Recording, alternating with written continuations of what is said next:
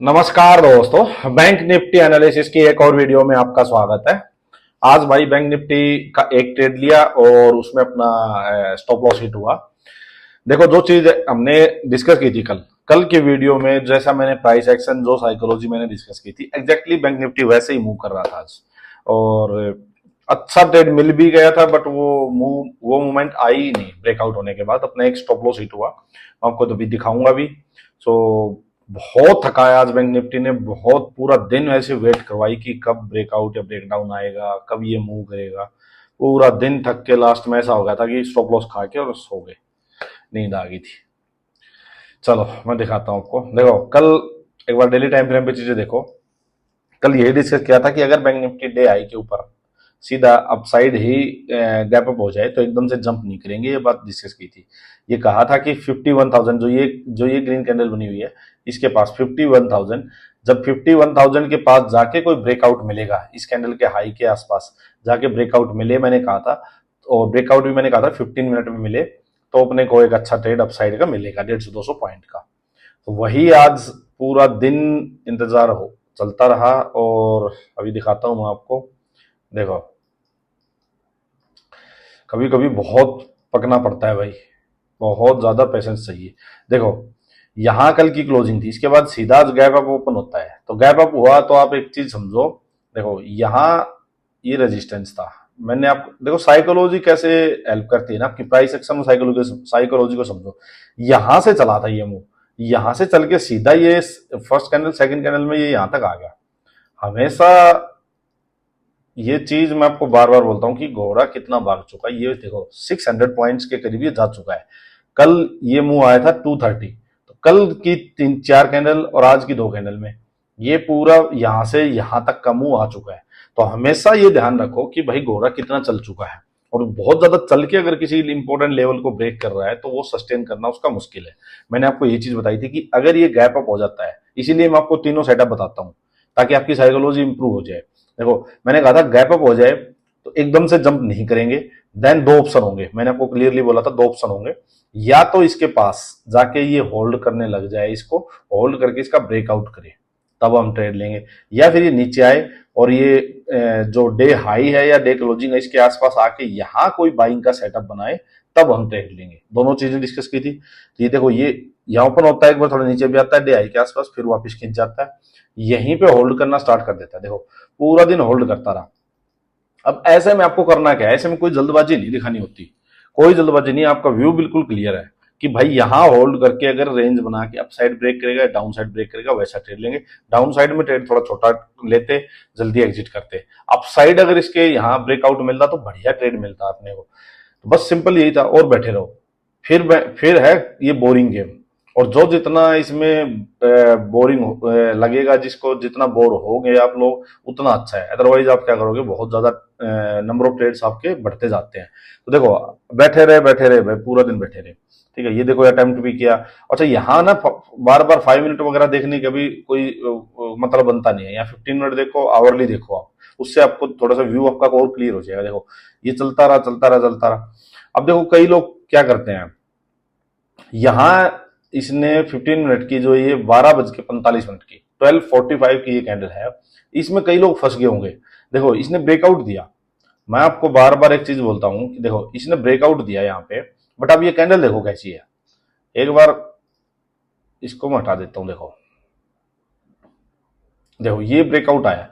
अब ये कैंडल देखो, अब लग रही कहीं से भी कोई दमदार कैंडल। देखो इसमें ऊपर से प्रेशर आया है। तो ऐसे में भाई कोई इंपॉर्टेंट लेवल का ब्रेकआउट करवा रहे हो, इस टाइप की कैंडल आई है, तो अभी थोड़ा रुक जाओ, जल्दबाजी मत करो। फिर कहीं भाग के नहीं जाएगी मार्केट, और भागी तो भागी यार।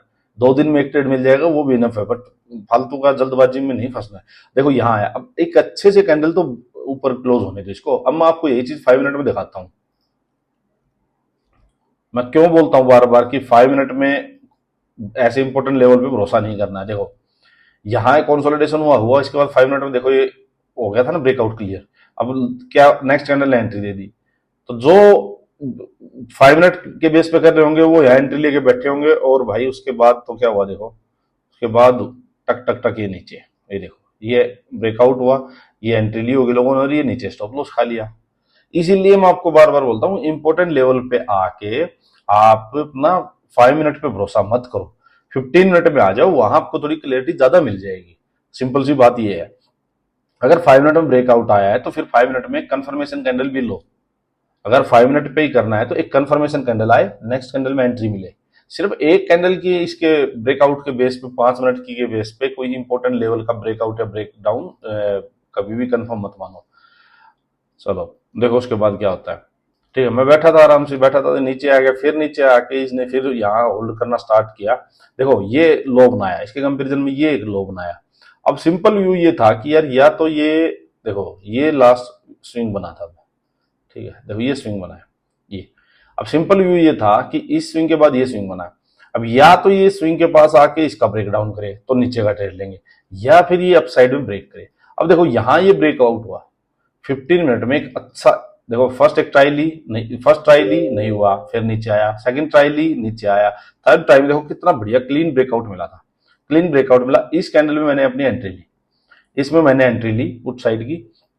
अब मैं आपको एक चीज दिखाता हूँ कि मैंने यहाँ पे अपना स्टॉप लॉस जो था ना वो स्ट्रिक्ट लगाया हुआ था कि मैं इसी के भी नीचे, क्योंकि यहाँ से अगर गिर जाता है एकदम से तो बहुत फास्ट भी आ सकता था, जो कि आया भी एक बार। ये आया, ये आया, ये आया, ये यहाँ तक चला गया था, काफी फास्ट मूवमेंट आई थी क्योंकि बिल्कुल टॉप पे खड़ी थी।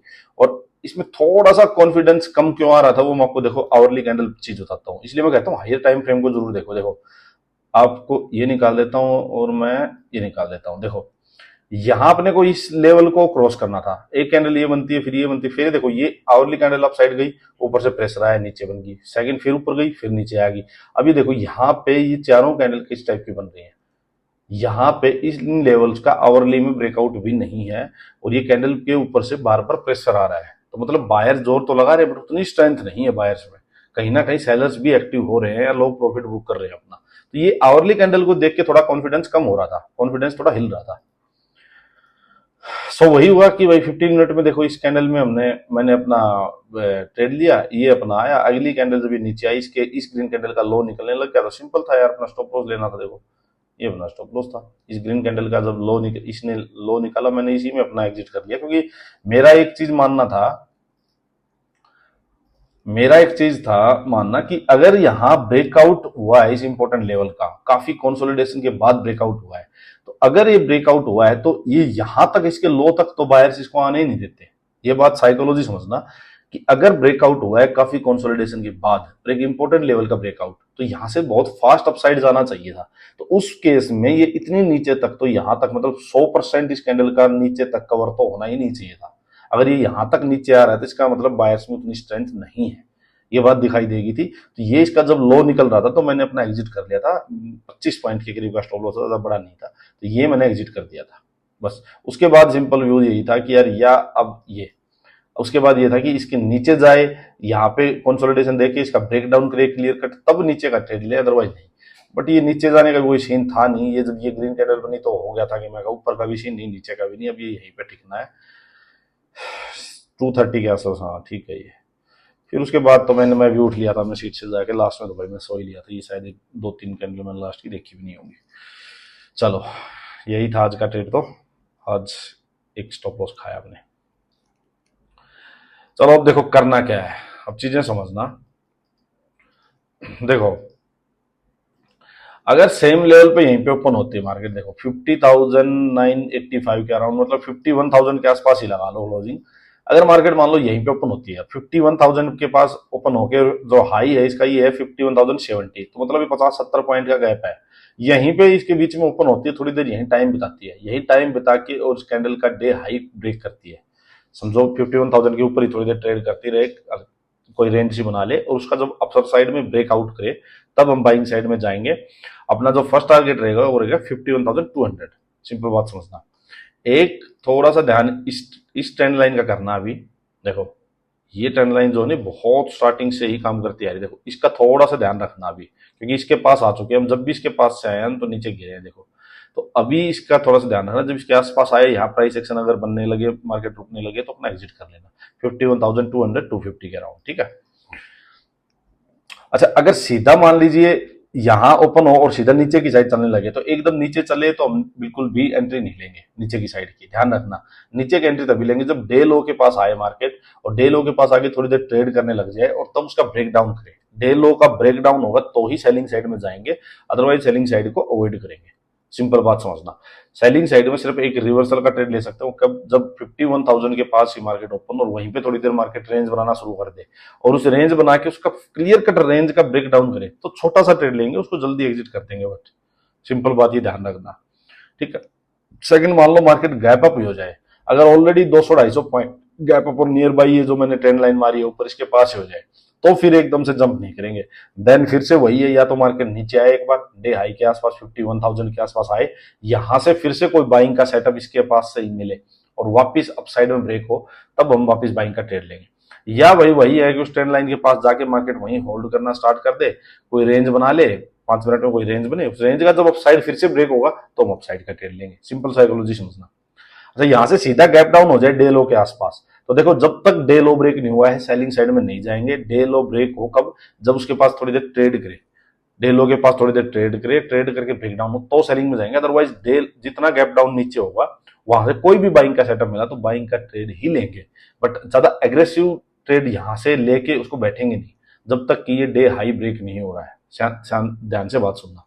मान लो 50,800 के अराउंड लो है और यहीं कहीं ओपन हो जाए, यहां से कोई बाइंग का सेटअप मिले तो उसको 51,000 के आसपास एग्जिट कर देंगे, उसको लेके नहीं बैठेंगे कि ये बहुत पार जाएगा जब ये डे हाई के आसपास जाके रेंज थोड़े बहुत देर रुक के फिर ब्रेक करेगा तो फिर से एंट्री ले लेंगे, बट उसको लेके नहीं बैठेंगे अभी, क्योंकि मार्केट टॉप पे है। देखो यहां से चल के गई है, ये मत भूलना कभी भी कि यहां से चल के मार्केट यहां तक जा चुकी है।